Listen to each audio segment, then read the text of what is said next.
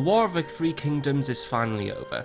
The Kingdom of Wei became the power player of China and forced the last Han Emperor to abdicate, but betrayal, backstabbing, and shrewd political dealings have allowed Sima Yi to seize control of China's destiny, and now the Jin dynasty controls China. But any stability brought by the ways of the Jin are now under threat as Sima Yi's descendants begin to turn on each other, with 8 prominent princes now building their power bases to either protect the embattled Emperor Hui from the machinations of some of the more ruthless princes, and from the Empress Jia Nanfeng, who has begun to walk the path once walked by Dong Shuo in establishing a tyrannical regime, though her style is less barbaric and more blackmail. Which brings us to our new campaign. The 8 princes must now either work together or plunge China into a new civil war in order to become the new regent and protector of the Jin, or form a new dynasty and conquer the Sima. Is this new chapter in China's history easy to play? Is it a cheap and shameless copy-paste of the original campaign with minor tweaks, or is it something that's going to double your playtime in this game? Well, I'm here to tell you what my interpretation of this DLC is. My name is Alex from Alex's Games Library, and I'm going to say if, in my personal opinion, whether or not this DLC is worth buying. I'll also be covering the new Dynasty mode, which was also added to the base game for free, but more on that on the video that will be uploaded after this one. For now, let us dive in to the 8 Princes DLC, told through the story of Sima Yi, prince who I played as for close to 200 turns in the campaign, which has amounted to about 34 hours of campaign gameplay, and while I haven't beaten the campaign yet, I have made it well into the late game, and enough to give my opinion on this DLC in this little mini review.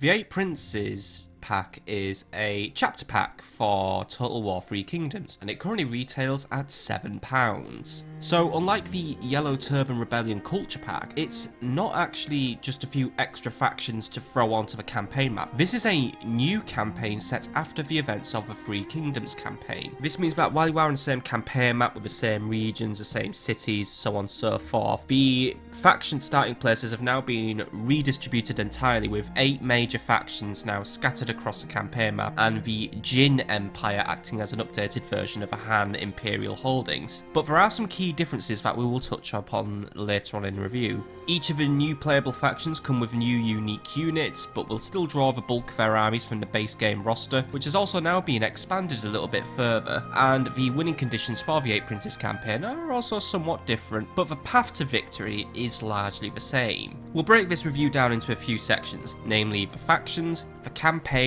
and the battlefield. And while a patch has also come with this DLC to fix up a few things, I'm not going to sit here and read through this just for the purpose of keeping this review a bit more focused. However, if you want to check out the notes for yourself, a link in the description will be provided, and I might touch upon 1 or 2 things that have occurred in the patch which I think are the biggest and best fixes. But for now, let's get on into the review and meet the 8 Princes.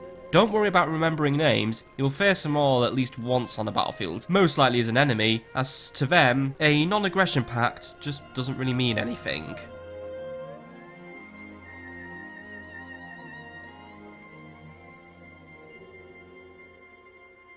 8 members of the Sima family are now vying to control China. Each have their own goals and designs for the Emperor. Some wish to serve as regent to Emperor Hui and gain the prestige that comes with the position. Others wish to defend the Emperor from the poisonous influence of the Empress. And some just wish to go it alone, usurp the Emperor, and found a new dynasty to dominate China with. The first of our 8 princes is Sima Yong, and he is a man I have little love for. The new Yuan Shao, a prince who will vassalize most of a campaign map if you allow him to grow unchecked, and he'll then throw everything he's got at your faction. But that's my campaign experience salt bleeding through into the review, so let's stay focused. Sima Yong starts in the northern part of a campaign map and will quickly run into conflict with the treacherous Sima Lun, who seeks to usurp the throne for himself, or he can join with him, as he did historically, if he did then quickly change his mind when it turned out it was quite an unpopular move. Sima Yong favours both a defensive playstyle and bonuses to faction support and decreased construction costs when installing large garrisons. Sima Yong also has a higher chance of earning new characters through Manavyara events following battles, so make sure to keep at least one aggressive front going. Sima Yong also offers Chinbei cavalry units who can provide a good mounted archer support or a light harassing cavalry with more durability than the other light shock cavalries. Sima Zhong also starts nearby, but focuses on delegating power to one person. Himself, most notably. Sima Zhong also has a special resource which represents his direct control over his holdings. The more control Sima Zhong has, the more noble support and less corruption there is. However, delegating power to minsters or allowing generals to commit blunders on the battlefield will weaken Sima Zhong's grip on his faction, meaning in times of struggle you'll have to find other ways of pleasing members of the court that doesn't involve assigning them to ministerial positions. Sima Zhong's key crossbows and key guardsmen also allow him to quickly access elite pike and crossbow units which have exceptional range. Sima Zhong can also recruit captains, similar to how the Yellow Turban factions could.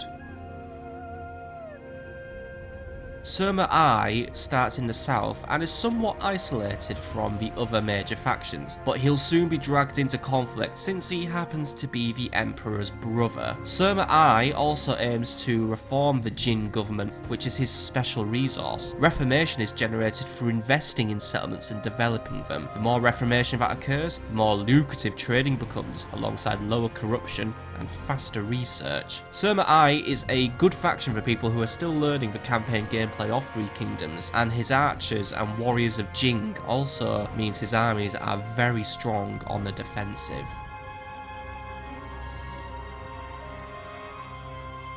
But do you like the character system? Then play as Sima Ying. He may have had a bad run of luck in his life and was frequently overlooked or overruled by other princes, but perhaps you could turn his fortunes around. From the lovely and easy to defend commandery of Chengdu, Sima Ying is the most vanilla of all the princes, and again is a one I would recommend as a good starting faction for this campaign. The only unique trait to this faction is that the buffs and penalties that are usually reserved only for faction leaders, heirs and advisors can now be brought into play by ministers, which allows you to build up either a really powerful government or one that could become a serious thorn in your side if the wrong character gets promoted. Sima Ying's military is a cavalry focused one, with his Kuayang cavalry giving you an extra unit to recruit in each of the three main cavalry categories.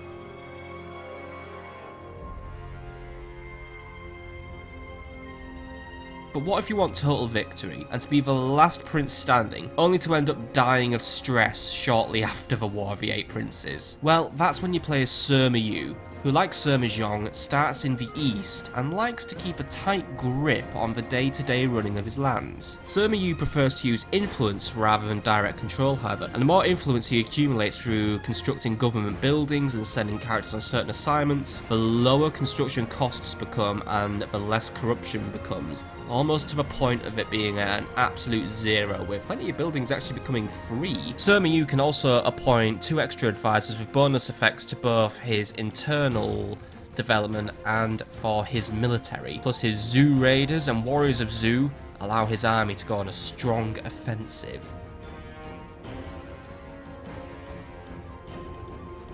Though if you want to be a treacherous fellow and usurp the Emperor and then plunge China into chaos, while also using an army of spies to further your ambitions, Sima Lun may be the prince for you. Sima Lun's spies are more capable of building their undercover networks, meaning they can execute their missions with less issues, and the more spies he deploys, the more subterfuge he gains, which can be expended to manipulate the diplomatic attitudes of the other princes. If push comes to shove, his Zhonggu cavalry allows him to mow down the forces of anyone who stands in his way. And while a lot of these princes have promoted stability, development and manipulation, there is that one prince who just wants to brawl. Enter Sima Wei, the Emperor's enforcer up until he outlives his usefulness to her and becomes a threat to her power. Sima Wei may struggle in diplomacy and will choose to instead build up fury through rapid conquest, which reduces unit upkeep and speeds up replenishment, allowing you to be a relentless force on a campaign map. And Sima Wei will grow to be one of the main power players on the campaign map, provided he doesn't get screwed over by the Jin. Sima Wei's Chu swordsman and Chu spearman manifest his aggressive tactics onto the battlefield as well, by pairing up strong armour and rapid attacks, which allows them to crack even the toughest defensive lines. And last but not least, it's the prince who serves as a catalyst for this conflict and the embodiment of everything the Empress despises. Sima Liang. Stripped of his power and with Sima Wei and soon many other princes bearing down on him, plus an unfortunate start position smack bang in the middle of a campaign map, Sima Liang is the ultimate challenge campaign for the 8 princes. He is also hampered by his special resource of jurisdiction, which limits how much land he may hold. You'll have to adopt a cooperative and pacifist playstyle in order to build your domain and regain your title as regent, but if push comes to shove, the Imperial Guards will still rally to your cause and provide a sturdy front line thanks to their heavy armour and large shields. And those are the 8 princes. Each one takes a special focus and does vary the campaign gameplay a bit. Those with the special resources can unlock incredibly powerful buffs, much like the vanilla factions, though you're not going to get anything wildly different since all the factions are still using the same generic recruitment pool and building chains, but the nice variety of starting positions and different campaign focuses does offer a good shot of longevity and replayability to the campaign, alongside having a little of something for everyone, from those who just like to use their armies instead of words, to those who play the economic game and favour development over strength of arms. But speaking of variety and campaigns and the campaign map itself, shall we head over there now?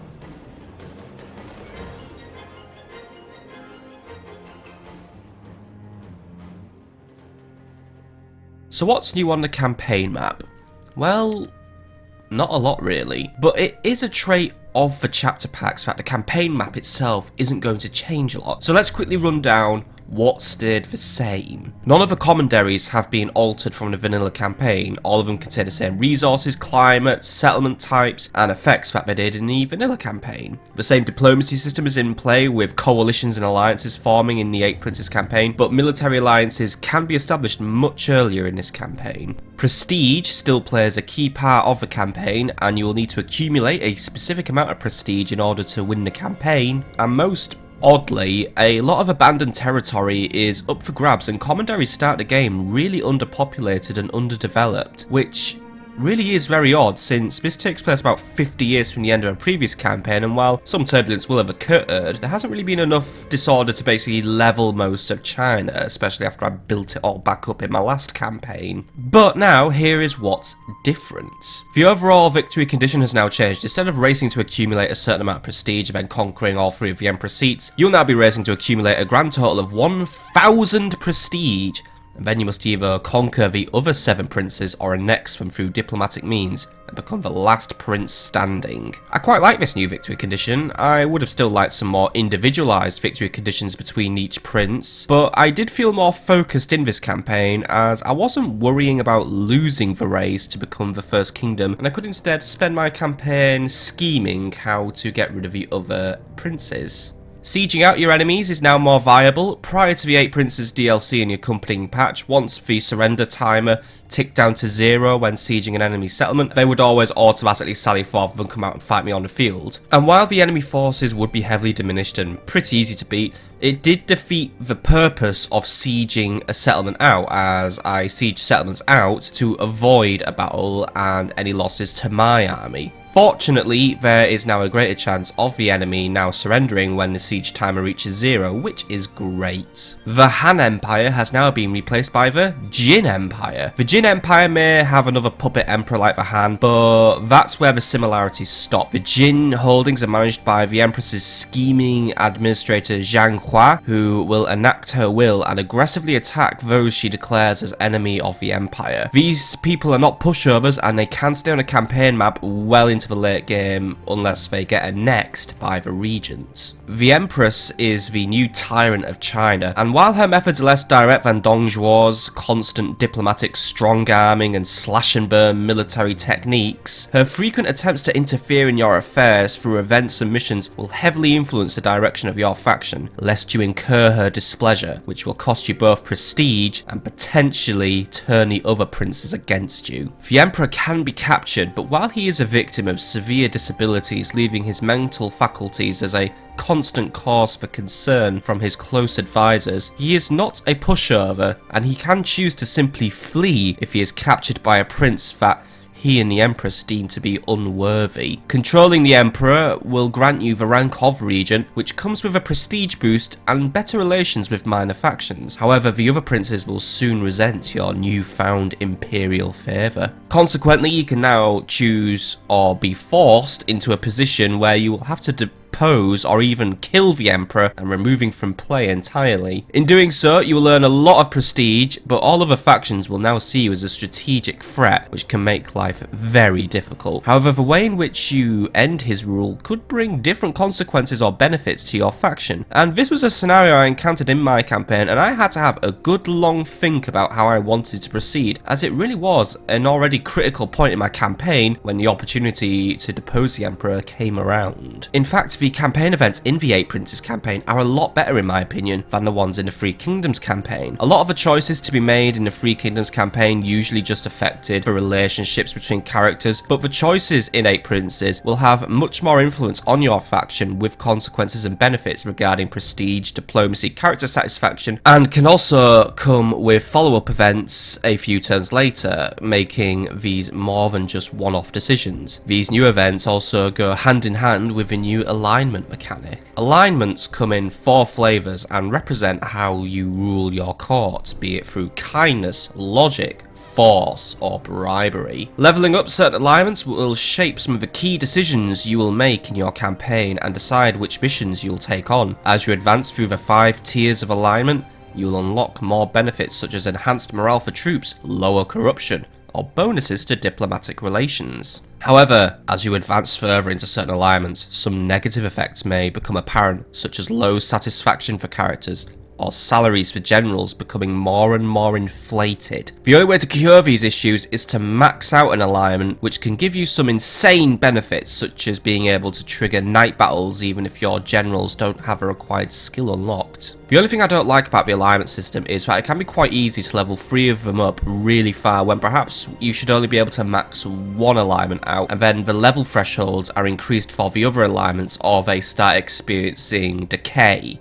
The technology tree has also been given a major shake-up. Instead of a clockwork reform tree, the individual tech tree is now back. However, unlike the yellow turban tech tree with the 3 books of the Tao, you'll research 3 primary sectors of the tree. Military tech unlocks new troops and improves replenishment rates, supply chains, and also unlocks military buildings. The espionage tree improves your spies and upgrades your counter-spy defenses, and the civic tree improves your economy and unlocks the majority of your buildings. Advancements in the tree are determined by your prestige rank and researching prerequisite technologies. And this is the only mechanic where I have any form of major complaint about the campaign as a whole, as I really felt the tech tree was pretty small and I had the entire thing researched pretty quickly. Again, maybe compared to the sprawling majesty of the 3 Kingdoms reform tree, this is just really paling in comparison. And also, the unit unlock order seems to be really bizarre. I honestly felt that some units were just bunched up together for no logical reason, as units were just being unlocked with texts that just had nothing to do with them, and I was getting access to pretty advanced soldiers really quickly as well, which, you know, you're supposed to be spreading those guys out to your late game content. And those are the campaign map changes overall. And yes, there are quite a lot of changes and not a lot of things were actually left the same, which proves to me that this chapter pack goes much deeper than a simple reskin of a base campaign where the start positions and faction names were altered and shuffled around a bit. A lot of effort has been made to make the campaign feel fresh again, and to be honest, I had a lot more fun playing the 8 Princes campaign than I did the 3 Kingdoms campaign. Things just feel a lot more fleshed out here. I had to be more cautious in my diplomacy, more focused on the ultimate endgame of eliminating the other princes, and exercise more cunning in picking and choosing my fights and knowing when to throw in a towel. Plus, I had more difficult decisions to make, and the late game felt much more engaging than the late game of a base campaign, which is when about 5 or 6 factions are left and you've just reached a point where you can steamroll a campaign map. In my late game, I was only a moderately strong faction and having to take on the big boys or appease them accordingly. And in this campaign, you must always be watching your back, for while you deal with one rebellious prince, the others may be planning to stab you in the back. But a good place to do some stabbing is on the battlefield. Let's quickly head there now and see if anything's changed and have a quick look at some of the new troops you can command.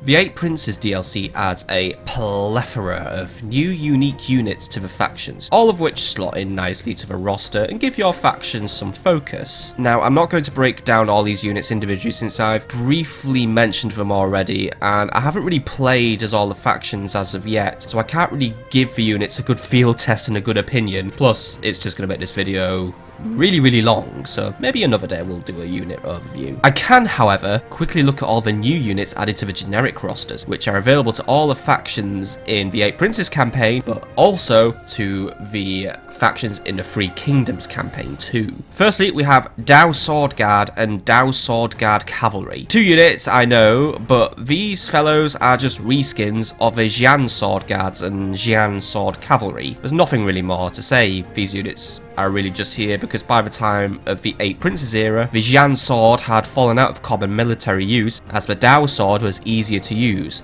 and more practical than the Jian Sword. Next up, we have heavy mounted archers. These guys pack more damage than their lighter counterparts, and their heavier armor means if they do get caught up by some saber cavalry, they won't instantly die or rout. The better armor quality also means these guys can be good for chasing down fleeing units or providing some light cavalry support once they've spent all of their ammo. Though if you put them under the command of a wily strategist, they won't be running out of ammo anytime soon. Mounted crossbows are another missile cavalry unit, and while fragile in melee combat, these guys can deliver a miniaturized but deadly volley of crossbow bolts from varied angles and locations thanks to their mobility. Just keep in mind that their reload times are a little longer due to the nature of how one reloads a crossbow, but these guys are great for harassing and ambushing heavily armoured targets such as Protectors of Heaven or unique units. And last, but by no means least, we have cataphracts and their heavy variants. And while I have not really employed many heavy cataphracts in my armies, partially due to their eye-watering price tag, but after seeing battle outcomes get completely altered by one well-timed regular cataphract charge, I do have nervous dreams about what destruction and death the heavy cataphracts could unleash. Anyway, cataphracts are the answer to the lack of truly excellent shock cavalry in a generic roster. Jade Dragons are okay, but they're more of a cavalry unit that just doesn't give up thanks to the stamina of their horses. Cataphracts have horses so heavily armoured that they are practically weaponized themselves, and they'll crash into units with the force of a runaway train. A well-placed charge can be the start of a mass rout, but they do struggle in hand-to-hand combat when bogged down, so make sure to keep them mobile. And that's actually really about it for the changes on the battlefield. Not a lot I know, but this is more of a campaign-focused DLC. But I really like the new units, and I do like how some elements of a generic roster were updated to match the equipment used by armies during the Jin Dynasty. It's really cool as well that these units were added into the 3 Kingdoms campaign roster, meaning you'll have something new to play with there too.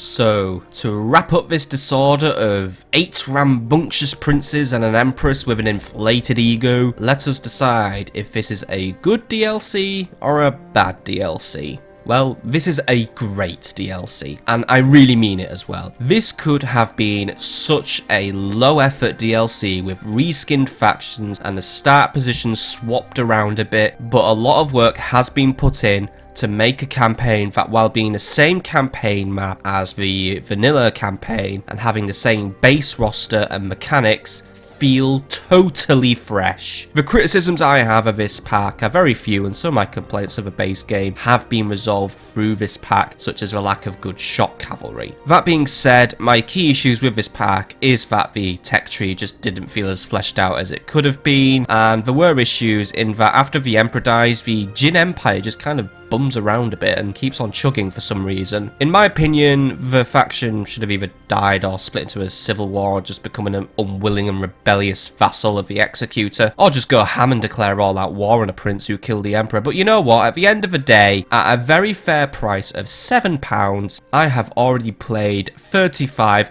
very enjoyable hours of the campaign, and I can easily see my playtime on the 8 Princes campaign alone extending into the triple figures. So I say, go for it. You may find this campaign more fun than the base campaign.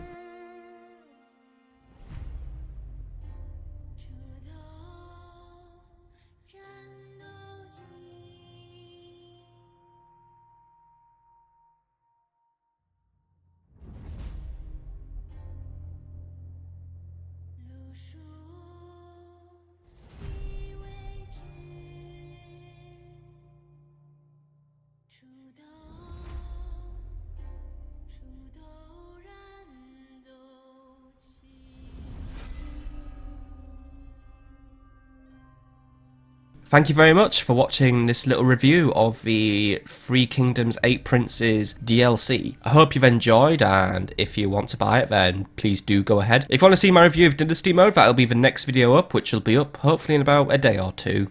But for now, goodbye.